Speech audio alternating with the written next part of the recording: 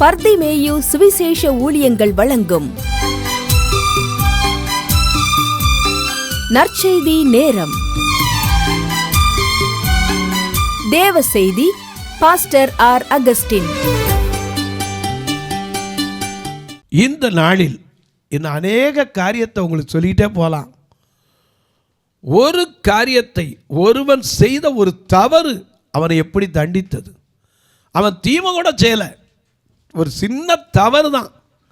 ஆனால் அதற்கு அவனுக்கு எப்படி இந்த வேதத்தில் தேவன் அவனை ஐயா தான் செய்ய நினைத்த காரியத்திற்காக அவனை எப்படி தண்டித்து புலம்ப வைத்தாருங்கிறத உங்களுக்கு சொல்ல போகிறேன். உங்களுடைய வேதாகமத்தை எங்கே இருந்தாலும் சரி, தயவு செய்து பழைய ஏற்பாட்டில் யோனாவின் புஸ்தகத்திலே 1வது அதிகாரத்தில் 1, 2, 3 வசனங்களை திருப்பி வச்சுக்கலாம். அப்படி எல்லாரும் உங்கள் பழைய ஏற்பாட்டில் தேடி எடுத்து, யோனா ஒரு தீர்க்கதரிசி. அந்த யோனாவின் புஸ்தகத்தில், ஏன்னா தமிழில் ஜோனாங்கிறோம், ஆனால் இங்கிலீஷில் யோனா, தமிழில் யோனாங்கிறோம், இங்கே ஜோனாம்போ இங்கிலீஷில். ஆகையினால இந்த யோனாவின் புஸ்தகத்தில் 1ஆம் அதிகாரத்தில் 1, 2, 3 வசனத்தை அப்படி கையில் எடுத்து எல்லாரும் தேடி எடுப்பீங்களா?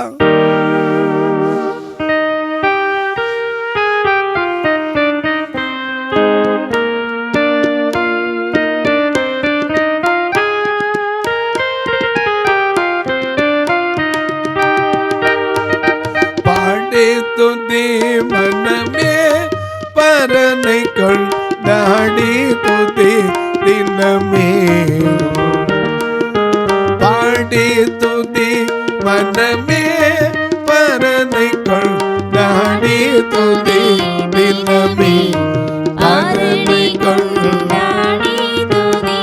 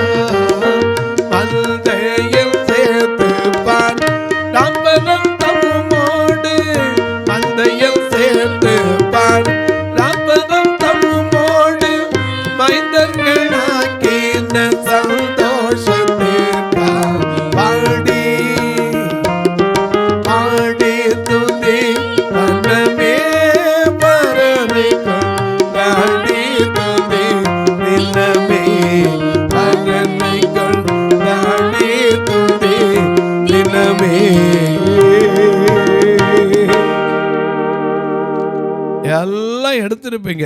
யோனாவின் புஸ்தகம் 1ஆம் அதிகாரம் 1, 2, 3 வசனத்தை பாரு. அமித்தாயின் குமாரனாகிய யோனாவுக்கு கர்த்தருடைய வார்த்தை உண்டாகி அவர் நீ எழுந்து. நல்லா கவனிங்க, இவர் உட்கார்ந்து இருந்தாரோ படுத்திருந்தாரோ இங்கே எழுதப்படல. ஆனா நீ எழுந்து மகா நகரமாகிய நினிவேக்கு ரொம்ப பெரிய நகரமாகிய நினிவேக்கு போய் அதற்கு விரோதமாய் பிரசங்கம் பண்ணு. அவர்களுடைய அக்கிரமம் என் சமூகத்தில் வந்து எட்டினதினால் எட்டினது என்றார். இவ்வளவுதான் ஆண்டவர் கொடுத்த கட்டளை. என்ன தெரியுமா? நீ முதல்ல எழும்பு. ஏன்னா எபேசியர் 5:14 வாசிக்கிறோம், ஆதலால் தூங்குகிற நீ. இன்னைக்கு நமக்கு இந்த வார்த்தை, ஆதலால் தூங்குகிற நீ முதல்ல விழித்து மரித்தோரை விட்டு எழுந்திரு. ஏன்னா இதுல 7 நிலைகளை பார்க்கிறோம். தூக்க நிலை, எழுந்த நிலை, விழித்த நிலை, விட்ட நிலை. அப்பந்தான் எனக்கு அன்பாளை விட வேண்டியவளை விடணும், விழிக்க வேண்டிய நேரத்தில் என்ன செய்யணும்? விழிக்கணும். அதனால தான் தூங்குகிற நீ விழித்து மரித்தோரை விட்டு எழுந்துரு. அப்பொழுதுதான் கிறிஸ்துவனை என்ன செய்வார்? பிரகாசிப்பிப்பார். ஆமா, இவன் அதான் சொல்றாரு, எப்ப எழுந்திருப்பா, நீ எழுந்திருந்து மகா நகரம் நினிவே, அந்த நகரத்துக்கு போய் அதற்கு விரோதமா பிரசங்கம் வேண்டும். ஒருவேளை நான் நினைக்கிறேன் ஆறுதலாக பிரசங்கம் பண்ணுனா போயிருப்பானோ என்னமோ. இன்றைக்கி நம்ம மக்கள் அதைத்தானே விரும்புகிற ஆறுதல் பிரசங்கங்களை. இப்படி கண்டித்த உபதேசம்னா என்ன செஞ்சிருது? கோபம் வந்துடுது. ஒரு ஆசீர்வாதமாக சொல்லக்கூடாதா? இல்லைங்க, தீமை உன்னை கண்டிக்கும், என்னையை கண்டிக்கும், என்னுடைய மார்பாடை உன்னுடைய மார்பாடை தண்டிக்கும். மறந்துடாதீங்க. யோனா பெரிய தீமை ஒன்றும் செஞ்சல, ஒரே ஒன்று. ஐயா, அவர் சொன்னதை மீறினா.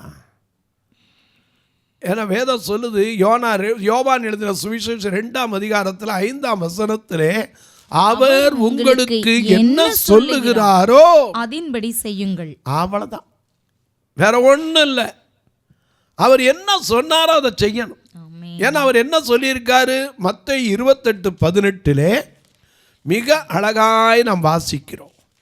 இயேசு சமீபத்தில் வந்து அவர்களை நோக்கி, சீஷர்களை நோக்கி, வானத்திலும் பூமியிலும் சகல அதிகாரமும் எனக்கு கொடுக்கப்பட்டிருக்கிறது. ஆகையால் நீங்கள் புறப்பட்டு போய் சகல ஜாதிகளையும் சீஷராக்கி பிதா குமாரன் பரிசுத்த ஆவியின் நாமத்தினாலே அவர்களுக்கு ஞானஸ்நானம் கொடுத்து, நான் உங்களுக்கு கட்டளையிட்ட யாவையும் அவர்கள் கைக்கொள்ளும்படி அவர்களுக்கு உபதேசம் பண்ணுங்கள். இதோ உலகத்தின் முடிவு பரியந்தம் சகல நாட்களிலும் நான் உங்களுடனே கூட இருக்கிறேன். அநேக நேரங்கள் ஆண்டவருடைய கட்டளை அதுதான். ஆவி ஆத்மா தேகம் அவர் பணிக்கு நானல்ல அவரேன்னு முடிவு செஞ்சவங்க கூட இன்னைக்கு ஆண்டவர் சொன்னதை செய்யறோமா? அவர் என்ன சொல்லுகிறாரோ அதை செய்யணும். இல்லாட்டா கண்டிப்பாக கேட்பார். ஏன்னா நமக்கு ஜீவனை தந்து தயவு பாராட்டி பராமரித்து காப்பாற்றி இருக்காரே, அவர் சொன்னது செய்யாட்டா.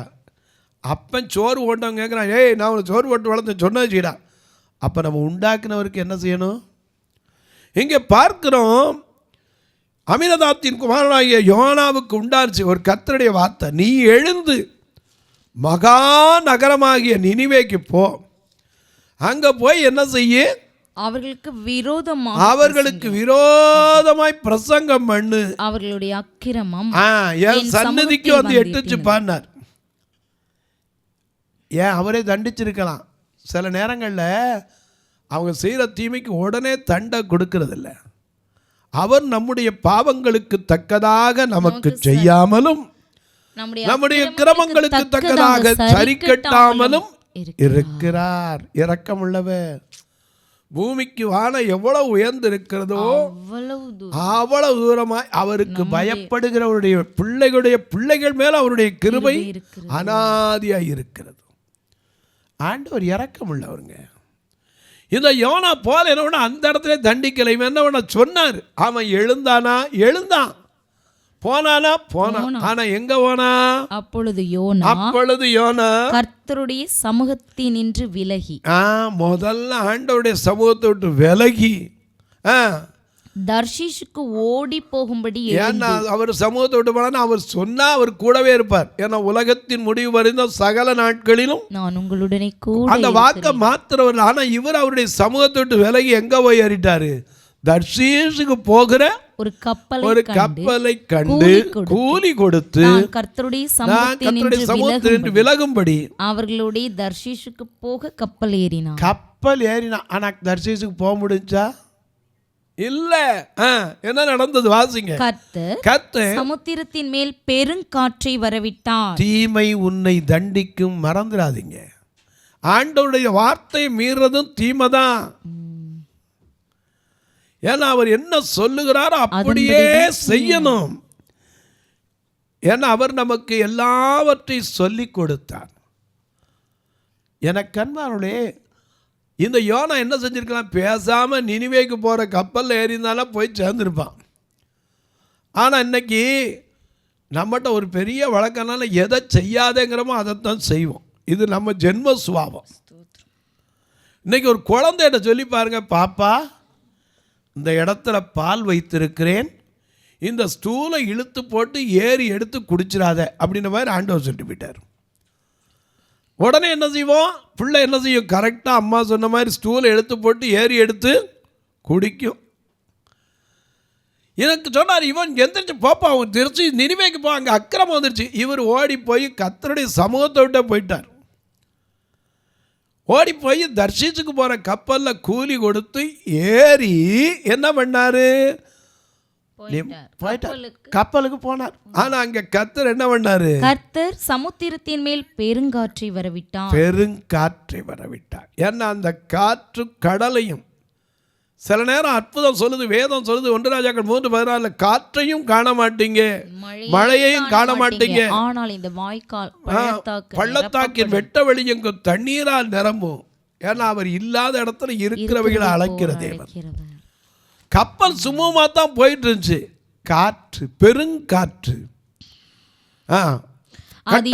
அதனால் கடலிலே கப்பல் உடையும் என்று நினைக்கத்தக்க பெரிய கொந்தளிப்பு. கடல் கொந்த தீர்த்து பொங்க கப்பலாடி தல்கையில் உயர்காற்று சீறி தளவன வாய்க்கிழிந்து போகையில் இயேசு எங்களிடம் வந்து கப்பலோட்டி ஆயிரும் யாத்திரையில் திசை காட்டி சாவில் எங்கள் இவனே. என கண்பாளே பெருங்காற்றுக்கு கட்டளையிட்டார். ஆனால் நங்கூரமாகிய இயேசு சொன்னதை விட்டுட்டு அந்த நங்கூரத்தை விட்டுட்டு போனால் கப்பல் என்ன ஆகும்? காற்று வீசட்டும், கடல் பொங்கட்டும், எனது நங்கூரம் இயேசு இருக்கிறார். ஆனால் இவன் தான் சமூகத்தை விட்டு விலகி போயிட்டாரே. ஆண்டவருடைய சமூகத்தை விட்டு விலகி போனதுனால பெருங்காற்று வந்துச்சு. கட்டளையிட்டார். அப்பொழுது கப்பல் என்ன செய்யுது? உடைந்து போக, கப்பல் உடையும் என்று நினைக்கத்தக்க பெரிய கொந்தளிப்பு உண்டாயிற்று. சரி. அப்பொழுது கப்பற்காரர் பயந்து அவனவன் தன் தேவனை நோக்கி வேண்டுதல் செய்து. அப்பதான் கடவுளை எப்பவுமே பாருங்க, பிரச்சனை வரும்போது நம்ம ஆண்டவரை தேடுவோம். மீதி நேரத்தில் என்ன செய்ய மாட்டோம்? தேட மாட்டோம். பரீட்சை வந்தா ஆண்டவரே இந்த பரீட்சை நல்லா எழுதணும். பிரசவ காலம் வந்தால் ஆண்டவரே சுகமாக பிரசவிக்கணும், ஜெபம் பண்ணுங்க. அதுக்கப்புறம் ஆண்டவரை மறந்துடுவோம். நம்ம எப்போவுமே சரி, சாப்பாட்டுக்கு எப்படி தொட்டுக்கிற வச்சுக்கிறோமோ அப்படி தான் ஆண்டவர் வச்சுருக்கோம். எனக்கு கண்பாளே, கப்பலே உடையுங்கிற அளவுக்கு பயந்து அவனவன் தன் தேவனை நோக்கி என்ன செய்தான்? வேண்டுதல் செய்தாங்க. பாரத்தை லேசாக்கும்படி கப்பலில் இருந்த சரக்குகளை சமுத்திரத்தில். இதே போல அப்போஸ்தலர் 26-27 இந்த காரியத்தை நீங்க பார்க்கலாம். சமுத்திரத்தில் லேசாக்கும்படி எல்லாம் தூக்கி எறிஞ்சான். ஆனா வாசிங்க, யோனாவோ வென்றான். கப்பலின் கீழ்த்தட்டில் இறங்கி போய் படுத்துக்கொண்டு நித்திரை செஞ்சான். என்ன நடந்தாலும் சரி, உலகமா செஞ்சாலும் எனக்கு என்ன போய் தூங்கினார். அப்போ வாசிங்க. அப்பொழுது மாலுமி கப்பல் மாலுமி அவரிடத்துக்கு வந்து, நீ நித்திரை பண்ணுகிறது, நீ என்னப்பா தூங்கி இருக்க, எல்லாரும் அழிய போற, இப்ப தூங்கிட்டு இருக்க, எழுந்திருந்து உன் தேவனை நோக்கி வேண்டிக்கொள், நாம் அழிந்து போகாதபடிக்கு சுவாமி ஒருவேளை நம்ம நினைத்தருள்வார் என்றான். அவர்கள் யார் நிமித்தம் இந்த ஆபத்து நமக்கு நேரிட்டது? உடனே தான் யோசிச்சாங்க, இது எதனால வந்து, ஏதாவது ஒரு காரணம் இருக்கணும்ல. தீங்குக்கு புழுதி இருந்து உண்டாகிறதுல எப்படி வந்துச்சு, இந்த தீமை எப்படி வந்துச்சு, எவனா ஒருத்தர் தப்பு பண்ணியிருக்கான், இல்லாட்டா இவ்வளவு கொந்தளிப்பு ஒன்றுமே இல்லாமல் இருந்துச்சு, எப்படி வந்துச்சு கண்டுபிடிக்க ஆரம்பித்தாங்க. அப்போ என்ன பண்ணாங்க, யார் நிமித்தம் இந்த ஆபத்து நமக்கு நேரிட்டது என்று நாம் அறியும்படிக்கு சீட்டு போடுவோம். கடைசியில் சீட்டு போட்டாங்க, யார் பேர்ல விழுந்துச்சு, யோனாவின் பேருக்கு சீட்டு. அப்ப அவனை கேட்குறாங்க, எப்பா நீ யாருப்பா அப்படிங்கிற, அவன் சொல்றான் பாருங்க. அப்பொழுது அவர்கள் அவனை நோக்கி, யார் நிமித்தம் இந்த ஆபத்து நமக்கு நேரிட்டது என்று நீ எங்களுக்கு சொல்ல வேண்டும். உன் தொழில் என்ன, நீ எங்கே இருந்து வந்த, உன் தேசம் என்ன, என்ன ஜாதியான் என்று. அதற்கு அவன், நான் எபிரேயன், சமுத்திரத்தையும் பூமியையும் உண்டாக்கின பரலோகத்தின் தேவனாகிய கர்த்தரிடத்தில். இவ்வளவு தெரிஞ்சவன் எதுக்கு போய் தீமையா உள்ள உட்கார்றான்? பரலோகத்தையும் சமுத்திரத்தையும் உண்டாக்கின தேவனிடத்தை கர்த்தரிடத்தில் பயபக்தி உள்ளவன் என்றான். அவன் கர்த்தருடைய சமூகத்தில் நின்று விலகி ஓடி போகிறவன் என்று தங்களுக்கு அறிவித்ததினால் அந்த மனுஷர் மிகவும் பயந்து, என்ன ஏப்பா அப்படி செஞ்சேன்னாங்க. அவன் சொன்னா, என் நிமித்தம் தான் இந்த கொந்தளிப்பு உண்டாச்சு, என்னை தூக்கி என்ன செய்யுங்க, சமுத்திரத்துல கடல்ல போடுங்க, இந்த கொந்தளிப்பு என்ன செய்யும், அடங்கும். தீமை உன்னை தண்டிக்கும், மாறுபாடு உன்னை கண்டிக்கும், மறந்துடக்கூடாது. கடைசியில் தூக்கி போடும் போதும் கடல்ல செத்து போயிருப்பான், ஆனால் இரக்கமுள்ள தேவனாச்சே. இவன் கப்பல் மாறி போனாலும் திரும்பி அவர் செய்ய நினைத்த காரியத்துக்கு இவனை வச்சுதான் பயன்படுத்தணும். ஆகையினால இவன் என்னஞ்சாரு, ஒரு மீன் வாயை திறந்து கரெக்டாக இவன் குதிக்கிறதுக்கு நேர, ஏன்னா மீன்கிட்ட சொல்லியிருப்பாரு நினைக்கிறேன், கடிச்சிடக்கூடாது, 3 நாள் வயிற்றுல வச்சு செமிச்சிடக்கூடாது, ஏன்னா இவனை கொண்டு நான் என்ன செய்யணும், காரியம் பார்க்கணும். ஒன்றுக்கு உதவான காத்தை தேடி எடுக்கிறாருங்க. இன்னைக்கு நம்ம பாடுறோம்ல, உன்னை தேடுகிறார் இதமுள்ள மகனே உன் உள்ளத்தில்.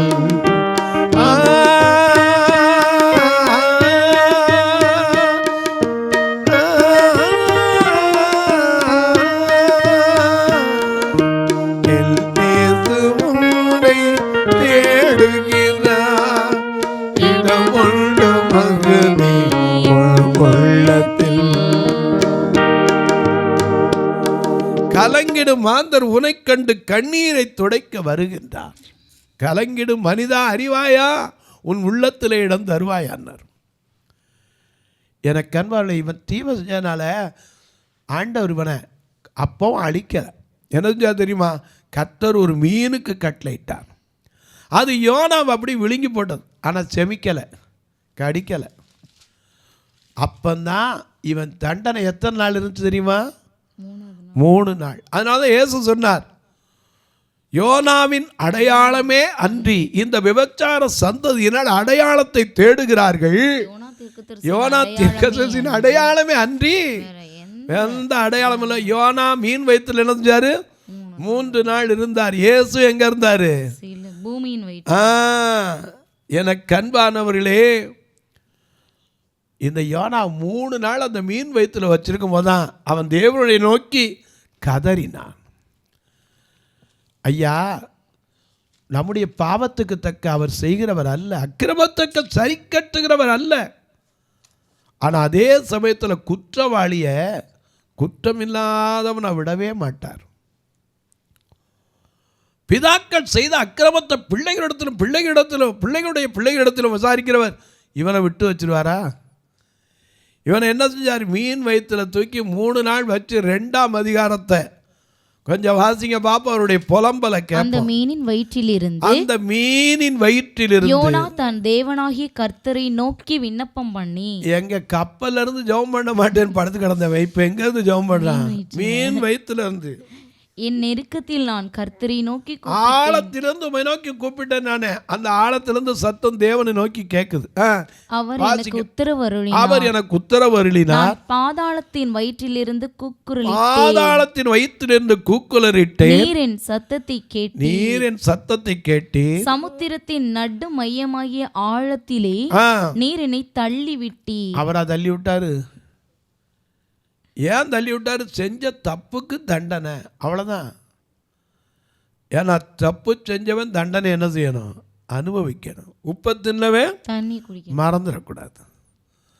அவன் செஞ்ச தப்புக்கு சமுத்திரத்தின் ஆழத்தில் தள்ளி விட்டாரான். அவரா தள்ளி விட்டாரு. பாவத்தை தாங்க சமுத்திரத்தின் ஆழத்தில் போட்டார், நம்மளை போடலைங்க. ஏன்னா கடலின் நடுவே கப்பலும் படுத்துறங்கினாலும் கடலையும் காற்றையும் பார்த்து இறையாதே அமைதலாயிரு என்று அதட்டினவர். நம்மளை தூக்கி போடார். இவன் சொல்கிறான். அதான் மனுஷனுடைய பிரச்சனையில் சில நேரம் புலம்ப தெரியாமல் புலம்பிடுவோம். இவர் சொல்றார் பாருங்க, சமுத்திரத்தின் நடுமையமாகிய ஆழத்தில் என்னை தள்ளிவிட்டீர். நீரோட்டம் என்னை சூழ்ந்து கொண்டது. வெள்ளங்களும் அலைகளும் எல்லாம் என் மேல் புரண்டது. நான் உமது கண்களுக்கு எதிரே இராதபடிக்கு தள்ளப்பட்டேன். ஏன்னா பக்கத்தில் இருந்து ஓடுனே. இப்போ என்னாச்சு? இப்போ அவரே வாயிலிருந்து அறிக்கிறார், உம்முடைய சமூகத்தை விட்டு விலகி ஓடுனா. நம்ம நாட்டில் ஒரு பழமொழி உண்டு, ஓந்தா எது வரைக்கும் ஓடும்? வேலி வரைக்கும். அதுக்கு மேலே எங்கே ஓடும்? இங்கே கடல்ல இருந்து புலம்புறார். வெள்ளங்கள் என் மேல் புரண்டது, உம்முடைய கண்முன் இராதபடிக்கு நான் தள்ளப்பட்டேன். ஆகிலும் இன்னமும் உம்முடைய பரிசுத்த ஆலயத்தை நோக்குவேன் என்று. இப்போ தானே புத்தி வந்திருக்கு. அப்போ அங்கே நோக்கி இருக்கலாம்ல. பரிசுத்த ஆலயத்தை நோக்குவேன்னா அது மட்டும் இல்ல, கண்ணீர்கள் பிராண பரியந்தம் என்னை நெருக்கினது. ஆழி என்னை சூழ்ந்து கொண்டது. கடற்பாசி என் தலையை சுற்றி கொண்டது. பர்வதங்களின் அடிவாரங்கள் பரியந்தமும் இறங்கினேன். ஆமா, பூமியின் தாழ்பாள்கள் என்றென்றைக்கும் என்னை அடைக்கிறதா இருந்தது. ஆனாலும் என் தேவனாகிய கர்த்தாவே, நீர் என் பிராணனை அழிவுக்கு தப்புவித்தி. என் ஆத்துமா என்னில் தொய்ந்து போகையில் பிராணனை அழிவுக்கு விலக்கி மீட்டு கிருபையினால் இரக்கத்தினால் முடிசூட்டின தேவன். என் ஆத்துமா என்னில் தோய்ந்து போகையில் நான் கர்த்தரை நினைத்தேன். அப்பொழுது என் விண்ணப்பம் உமது பரிசுத்த ஆலயத்திலே உம்மிடத்தில் வந்து சேர்ந்தது. பொய்யான மாயை பற்றி கொள்கிறவர்கள் தங்களுக்கு வரும் கிருபையை போக்கடிக்கிறார்கள். அதுதான், கிருபையிலிருந்து விழுந்துடக்கூடாது. சங்கீதத்தில் வாசிக்கும் போது கிருபையில் என்ன செய்யணும்? நிற்கணும். கர்த்தருக்கு பயப்படுறவளோ கிருபை என்ன செய்யும்? சூழ்ந்து கொள்ளும். இப்போ ஜோம் பண்ண உடனே கர்த்தர் பார்த்தார், இறங்கி போய் தொலைறான்ட்டு மீனு கட்டளையிட்டார். மீன் என்ன பண்ணுச்சு? நேர கரையிலே கப்பலில் தூங்குறவங்க இப்போ மீன் வயிற்றில் புலம்பிக்கிட்டு இருக்கும்போது பைய கட்டளையிட்டார். ரட்சிப்பு கர்த்தருடையது. நான் என்னைக்கு நான் போக மாட்டேங்கிறத விட்டுட்டு ரட்சிப்பு அவருடையது நானோ இல்லையோ, மீனு கட்டளையிட்டார். நேரம் எங்கே போயிடுச்சு? அது யோனாவை கரையிலே கக்கிட்டு அவன் என்ன செய்ய கக்கிறது எங்கே கொண்டு கக்கிருச்சு? அந்த கரையில் போய் கக்கின உடனே அப்போவாது எழுந்து போய் கொஞ்சம் தூரம் போனானா? கொஞ்சம் தூரம் தான். ஒரு நாள் பிரயாணம் போய் பிரசங்கம் பண்ணான். ஆனால் நினிவே திரும்பிடுச்சு, மனம் திரும்பிட்டாங்க. அந்த அதிகாரத்தை நீங்கள் வாசிச்சு பார்த்தீங்கன்னா ராஜாவில் வந்து எல்லாரும் மனம் திரும்பிட்டாங்க. ஆனால் யோனாவால் தான் அதை ஜீரணிக்க முடியல. தொலைக்காட்சியில் பார்க்கிற என் அன்பு மக்களே, உன் தீமை உன்னை கண்டிக்கும், உன் மாறுபாடு உன்னை தண்டிக்கும். இந்த வார்த்தை எவ்வளவு ஆழமான சத்தியம் இருக்கிறது. இன்னும் அநேக காரியங்களை நாங்கள் அறிந்து கொள்ள வேண்டும் சுவாமி. இந்த உபவாச நாட்களிலே தீமை ஐயா எங்களுக்குள் வராதபடிக்கு எங்களை பலப்படுத்துங்க. ஒவ்வொரு மக்களுக்கும் இந்த உபவாச நாட்களிலே எந்தெந்த சபைகளில் எந்தெந்த இடங்களில் இந்த 40 நாள் அனுசரிக்கிறார்களோ அதன் முடிவில் ஒரு பெரிய அற்புதத்தை காணட்டும் சுவாமி. அன்பின் தெய்வமே, ஆறுதலின் நாயகரே, உடைய கரத்தில் அர்ப்பணிக்கிறோம் சுவாமி. இந்த நிகழ்ச்சியை பார்க்கிற ஒவ்வொருவரும் ஆசீர்வதிக்கப்படட்டும். ஆண்டவரே, இந்த ஊழியத்தை தாங்குகிற ஜெபிக்கிற எல்லா மக்களையும் ஆசீர்வதிங்க. இந்த நிகழ்ச்சியை பார்த்து கொண்டிருக்கிற உங்களுக்கு சொல்லுவேன், ஒரு வார்த்தை இந்த ஊழியத்துக்காக ஜெபம் பண்ணுங்க. ஏன்னா இதுக்கு எந்த ஒரு வெளிநாட்டு பணமும் கிடையாது. ஆண்டவருடைய வார்த்தையை நம்பி நிற்கிற 2 சபை, 2 கண்ணு தெரியாத மக்கள் கூட சபை.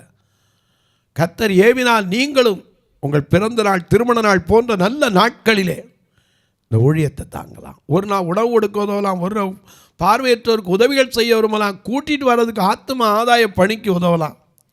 மரித்தா கூட அடக்கம் பண்ண சொந்தக்காரன் வரமாட்டான், அப்படிப்பட்ட அந்த ஃபியூனரல் ஃபண்டுக்கு உதவலாம்.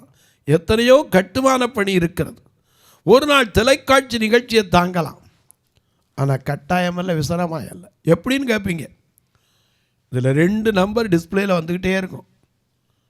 இது 2ல் எது வேணாலும் எடுத்துக்கலாம். ஒன்று பிளைண்ட் மினிஸ்ட்ரின்னு ஒன்று பிஜிஎம்னு வரும், பரிதிமை காஸ்பல் மினிஸ்ட்ரின்னு. எதனாலும் நீங்கள் எடுத்து தொடர்பு கொள்ளலாம். ஒருவேளை ஐயா நாங்கள் கொடுக்க ஆசை ஆனால் கணக்கு வைக்கணும்னா என்கிட்ட தொடர்பு கொள்ளுங்க, அதுக்கும் வழி இருக்குது, உங்களுக்கு சொல்லித்தருவோம்.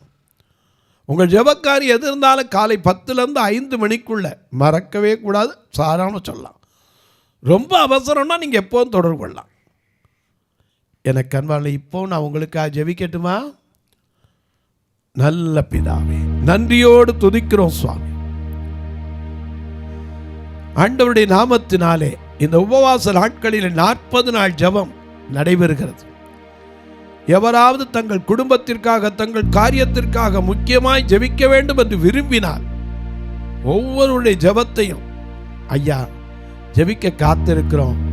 ஒவ்வொரு குடும்பங்களுக்காக ஜெபிக்கிறேன் ஆண்டவருடைய நாமத்தினாலே. ஐயா இந்த ஊழியத்தை பல ஆண்டுகளாய் தாங்கி வருகிற மக்களுக்காய் ஜெபிக்கிறேன். அவருடைய குடும்பத்திற்காய் ஜெபிக்கிறேன், பிள்ளைகளுக்காய் ஜெபிக்கிறேன், தொழிலுக்காய் ஜெபிக்கிறேன், சுகபலத்திற்காய் ஜெபிக்கிறேன்.